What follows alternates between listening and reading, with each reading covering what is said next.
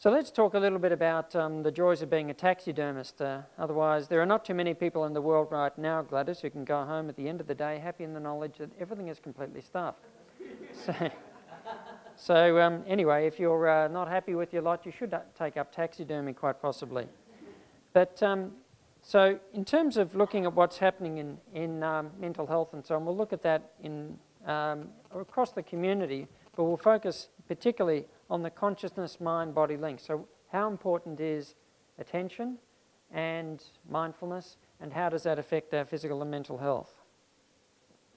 If you look at current trends in happiness, despite the fact that we've been going through a period of affluence, and particularly since the Second World War, we've become more affluent, but despite that greater level of affluence, we assume more affluence equals more happiness, but actually it's gone the other way. As we've become more affluent, we've actually had more mental health problems than previously. In fact, we had less mental health problems during times of great adversity than we actually do during times of great prosperity. In fact, many countries, as they become more affluent and preoccupied about material wealth, actually their mental health tends to go backwards. Not that there's anything wrong with material wealth and using it well, but happiness is not actually dependent on it. And so in developed countries, as time has gone on, depression in particular, but mental health problems generally, are just in the process of overtaking heart disease as our country's #1 burden of disease, without even taking into account that our mental health influences our physical health, without even taking into account that our mental health often has an effect on how we look after ourselves in terms of exercise and healthy nutrition.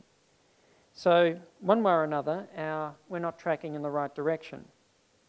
So as I said, that mental health problems are in the process of overtaking heart disease as our #1 burden of disease. So it's not before time that the federal government is starting to give mental health issues a high priority in the budget. Not before time that some significant resources are actually going to be dedicated towards it, because it's been much undervalued. A bit of investment there would make a huge amount of difference in a lot of other ways as well. So our mental health is an important issue. And these are the predictions by the year 2030 of what are expected to be our country's #1 burdens of disease. And you'll see on the left-hand side of the graph there, depression is predicted to be, by that stage, if current trends continue for another 20 years, way out in front of heart disease. That's the second. Then we go down dementia, alcohol abuse, diabetes, stroke, etc. So this is a trend that's been gathering momentum for about the last 60 years or so. There are probably a lot of reasons, and I'm not going to just say, oh, it's only one thing that's causing the problems. There are probably a lot of reasons behind that. The challenges in day-to-day life, the busyness of life, changes in lifestyle and physical activity patterns and quality of food, for example, the breakdown of the family unit. There are people who have got significant mental health problems for working too much and others for working too little. And also perhaps the lack of attention may be an important part. The lack of meaning in life, or a spiritual dimension to many people's lives, which is a buffer for many people in helping them in times of adversity. So there's probably a lot of reasons behind that, and I'm not going to reduce it to any one, but this is not an inevitability, but I think as a community, if we want something different, then we're going to have to start doing things differently. So, in terms of the mind-body relationship, it's not a new concept. Has anybody heard of the term mind-body medicine? And put up your hand if you have. All right, it's not a new concept, mind you. This is Marsilio Ficino paraphrasing what Plato said about 2,500 years ago, about the body being the shadow of the soul. And soul is a translation of the word psyche. That what goes on in the body is very much a reflection of what's going on in our psyche. And mind you, the metaphor as Plato would have used it, implies a lot more than just the mind and the body, because if there's a shadow, it implies there's a source of light.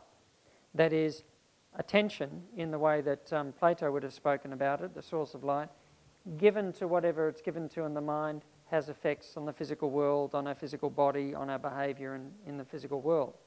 So attention and mind and body are intimately related. Has anybody here ever had an anxious thought? Anybody had one of those? Just one person down the front? Okay.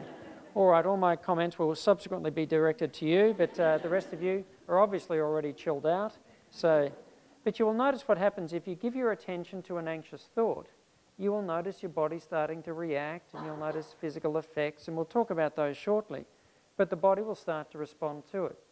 So it's very important not only what's going on in our mind, but what we choose to give our attention to.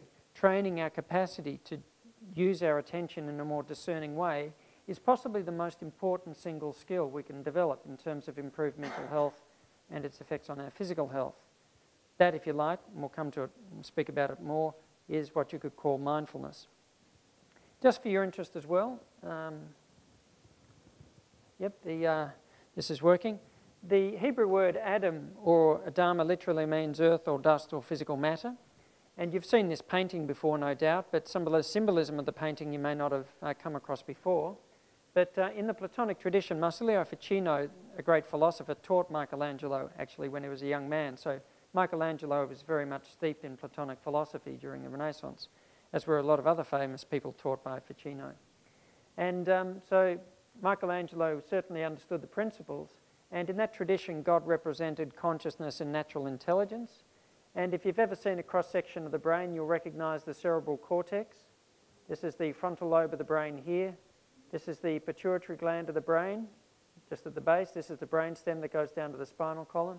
This is called the cerebellum at the back of the brain.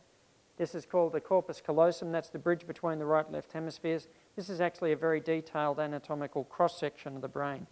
So Michelangelo certainly understood his neuroanatomy very, very well. Now, have we got any prizes, Misty, for anybody who can tell us whether or not he told the Pope what he was painting on the ceiling of the Sistine Chapel? In fact, the Pope probably still doesn't know. Certainly the guides in the Sistine Chapel don't know it's the brain. It was written up in the Journal of the American Medical Association about 15 years ago. But it makes the symbolism of the painting very interesting because it's a very ancient notion that consciousness and intelligence regulates everything that happens in the physical world. But they must have known something about the brain being very important in translating all of that into biological activity and regulating everything that happens in our physical body. So there you go. There's just a little bit of a philosophical diversion there, and also an artistic one. But you can learn all your neuroanatomy from Renaissance art, all right? So.